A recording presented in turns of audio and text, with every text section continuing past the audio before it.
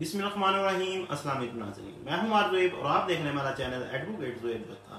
आज मैं जिस टॉपिक के ऊपर आपसे बात करूंगा वो है गार्डियन सर्टिफिकेट।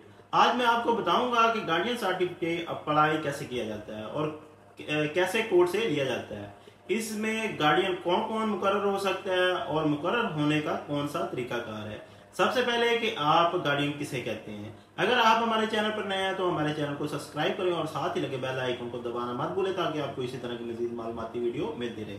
तो नाजरीन, गार्डियन किसे कहते हैं। जब भी कोई नाबालिग बच्चा जिसकी उम्र 18 साल से कम हो उसका निज़ाम वगैरह चलाने या संभालने के लिए कोई भी शख्स गार्डियन मुकर्रर हो सकता है।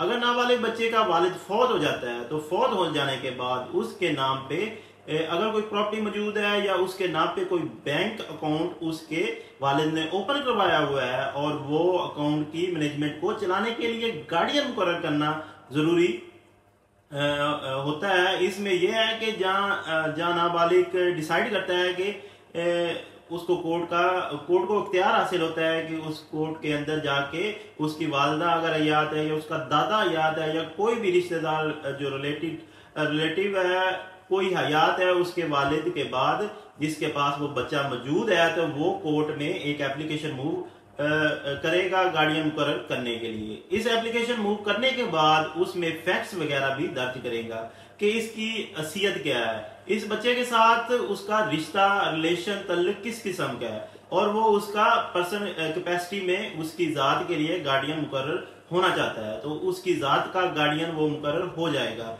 कोर्ट एविडेंस लेगी, उससे एविडेंस लेने के बाद कोर्ट समझती है क्योंकि कोर्ट को अख्तियार हासिल है कि वो फाइनेंशियल ज्यूरिडिक्शन कोर्ट को मौजूद होती है।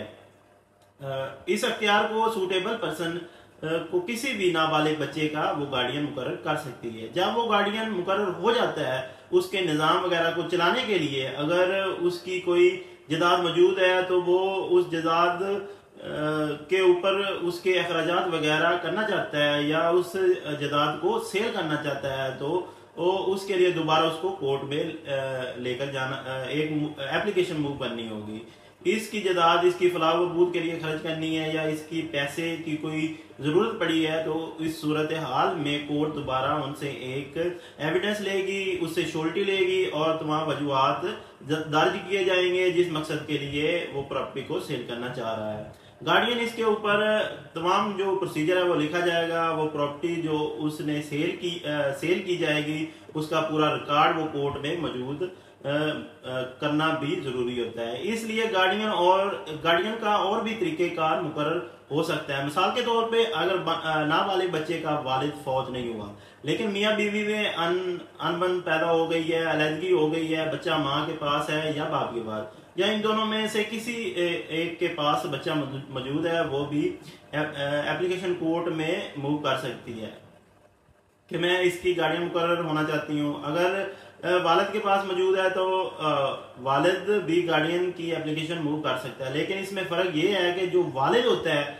वो एक नेचुरल गार्डियन होता है, वैसे ही गार्डियन मुकर्रर होता है। अगर कोर्ट में रजू ना भी करे तो इस बच्चे का नेचुरल गार्डियन मौजूद होता है। लेकिन मसला ये है कि अगर बच्चा माँ के पास मौजूद है तो फिर बाप को कोर्ट में जाना जरूरी होता है, वो अपने आप को गार्डियन मुकर्रर करवाने के लिए एप्लीकेशन मूव कर सकता है। इसी तरह माँ भी इसमें कंटेस्टेंट गार्डियन मुकर्रर हो सकती है, वो एप्लीकेशन को कंटेस्ट भी कर सकती है और खुद भी मुकर्रर होने के लिए एप्लीकेशन खुद भी मूव कर सकती है कि इसको नाबालिग बच्चे का गार्डियन मुकर्रर किया जाए। लेकिन कोर्ट ने इन दिनों को दोनों को मियाँ बीवी को देखना होता है, ये फैसला करना होता है कि वेलफेयर ऑफ चाइल्ड किसके पास है, कि बाप ज्यादा बेहतर वेलफेयर कर सकता है या माँ ज्यादा बेहतर वेलफेयर कर सकती है। लेकिन इसमें तकरीबन 80% केसेस में जो है वो वालदा के हक में जाता है। वो इसलिए जाता है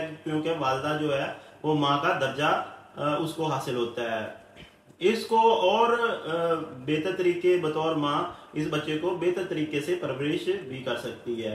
तो यही तरीका कार है, कोर्ट में जाके एप्लीकेशन मूव की जाती है और फिर गार्डियन मुकर्रर हो जाता है। लेकिन एप्लीकेशन मूव अगर ना भी की जाए तो कोई भी शख्स गार्डियन मुकर्रर नहीं हो सकता। ये एक इस कानून के तहत एक इम्पोर्टेंट चीज़ है।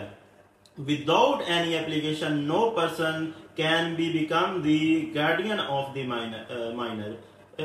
ये थी आज की हमारी वीडियो। अगर मैंने इस वीडियो में कोशिश की है कि आपको गार्डियन के मुकर्रर होने का तरीकाकार बताया जाए, सिखाया जाए, समझाया जाए, और उम्मीद करता हूँ आपको इसका तरीक़ेकार समझ में आ गया होगा। अगर आपको इसका तरीक़ेकार या हमारी वीडियो की काविश पसंद आई है तो आप हमारा चैनल सब्सक्राइब करें और साथ ही लगे बेल आइकन को दबाना मत भूलें, ताकि आपको इसी तरह की मज़ीद मालूमाती वीडियो मिलती रहे। मुझे दे इजाज़त, इसी तरह की एक और मालूमाती वीडियो के साथ मिलते हैं। तब तक के लिए अल्लाह हाफिज़।